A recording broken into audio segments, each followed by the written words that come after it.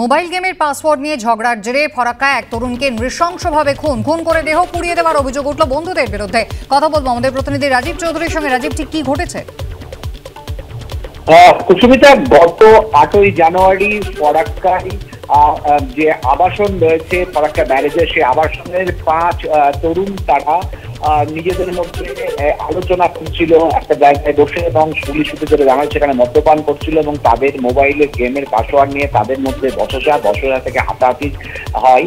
এবং তারপর দিন ওই 5 বন্ধু আবার এক জায়গায় মিলিত হয় এবং তারপরে সেখানে একেবারে পাপাই দাস নামে এক 18 বছরের যুবককে কিন্তু তারা পিছন থেকে মারধর করে এবং সেখানে অপরজনের করে। তারপরে তার মৃত্যু নিশ্চিত করার জন্য শ্বাসরোধ করা হয় এবং সেখান থেকে টেনে নিয়ে গিয়ে ফরাক্কার যে ফিডার ক্যানেল রয়েছে, ফিডার ক্যানেল জঙ্গলের মধ্যে তার দেহ ফেলে রেখে আসে তারা, ওই 4 তরুণ যারা রেখে নিয়ে আসে। তারপরে তাদের মৃত্যু নিশ্চিত করে এবং প্রমাণ লোপাটের জন্য তারা তাদের দেহ জ্বালিয়ে দেওয়ার চেষ্টা করে এবং তারপরে 15 তারিখ পুলিশ তদন্ত নেমে মৃতদেহ উদ্ধার করে এবং তার 4 বন্ধু সহ আরো প্রতিবেশীদের জিজ্ঞাসাবাদ শুরু করে এবং গতকাল রাতে 4 বন্ধুকে তাদের গ্রেফতার করে আজ এই 4 বন্ধুকে জুভেনিয়াল কোর্টে তোলা হবে।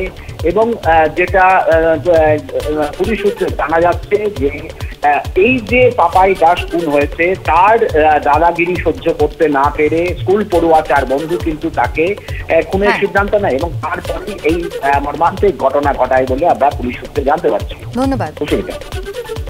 আবার কোলখালি হয়ে গেল এক মায়ের, আবার প্রশ্নের মুখে পড়ে গেল রাজ্যের স্বাস্থ্য পরিষেবা। এবার বিসি রায় হাসপাতালের চিকিৎসায় গাফিলতিতে শিশু মৃত্যুর অভিযোগ উঠল। ভুল করে মায়ের ওষুধ খেয়ে ফেলেছিল এক রত্তি। পরিবারের অভিযোগ, তাড়াহুড়োয় পরিচয়পত্র আনতে ভুলে যাওয়ায় প্রথমে ভর্তি নিতে চায়নি বিসি রায় শিশু হাসপাতাল কর্তৃপক্ষ। তারপর ভর্তি করা গেলেও হাসপাতাল কর্তৃপক্ষ যে ইঞ্জেকশনের নাম লিখে দেয় তা কোথাও পাওয়া যায়নি বলে দাবি শিশুর পরিবারের। বিকল্প কোনো ওষুধ দেওয়ার জন্য হাসপাতাল কর্তৃপক্ষকে অনুরোধ করেন তারা। পরিবারের দাবি, রাতে হাসপাতাল কর্তৃপক্ষের তরফে জানানো হয় মৃত্যু হয়েছে তাদের 1 বছর 2 মাসের শিশু কন্যার। আপনারা লিখেছে ডক্টরে, সেই ওষুধটা কোম্পানি বন্ধ হয়ে গেছে, তাহলে এই ওষুধটা কিসের জন্য লিখেছে? পুরো কলকাতার বাজার ঘোরা হয়েছে, বলেছি পরিবর্তে অন্য ওষুধ তো আছে, বলছে এই কোনো ওষুধ নাই। সে আমরা বলেছি তারপরেও যে আপনারা যদি না পারেন তাহলে আমাদের বাচ্চা ছেড়ে দিন, আমরা অন্য জায়গায় করব, তাও ওরা দেয়নি। বলছে না এখানে শিখিতে ভালো হচ্ছে, অথচ মারা গেছে 3টার সময়, আমাদের খবর দিচ্ছে 11টার সময়।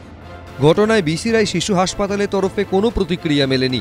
পরিস্থিতি নিয়ন্ত্রণে রাখতে হাসপাতালে পুলিশ মোতায়েন করা হয়। ফুলবাগান থানায় লিখিত অভিযোগ জানিয়েছে শিশুর পরিবার। আবির দত্ত, এবিপি আনন্দ, কলকাতা।